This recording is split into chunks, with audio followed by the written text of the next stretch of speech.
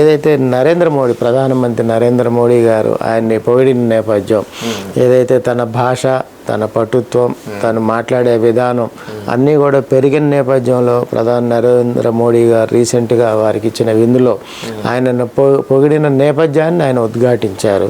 ఇవన్నీ మనం గమనించినట్టయితే లోకేష్ గారి నాయకత్వం అనేది పటుత్వంతో పాటుగా పటిష్టతోటి ముందుకెళ్తా ఉంది. అదేవిధంగా మొన్న మహానాడు జరిగిన తీరులో ఆయన ఇన్వాల్వ్మెంట్ కానీ, ఆయన పనిచేసిన తీరు కానీ, అందరినీ కలవటం, ముఖ్యంగా ఏదైతే ప్రతి జిల్లా నుంచి వచ్చిన నాయకత్వాన్ని అందరినీ కూడా వరుసనే ప్రతి ఒక్కరి దగ్గరికి వెళ్ళి వందల మందిని కలిసి ఆయన ముందు తీసుకెళ్ళిన పరిస్థితి కొనసాగింది.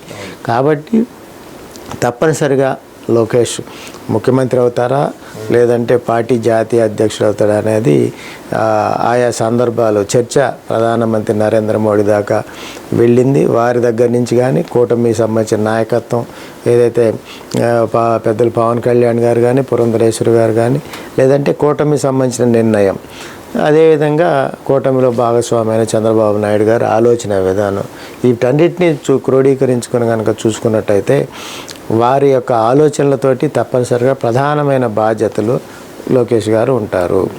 అది రాధాకృష్ణ గారు రాసిన పలుకులో అది దాని మీద వారికి దాన్ని ఏంటంటే ఆథరైజ్ చేసినట్టు విధంగా ఆయన వార్తను చూడాల్సిన అవసరం ఉంటుంది.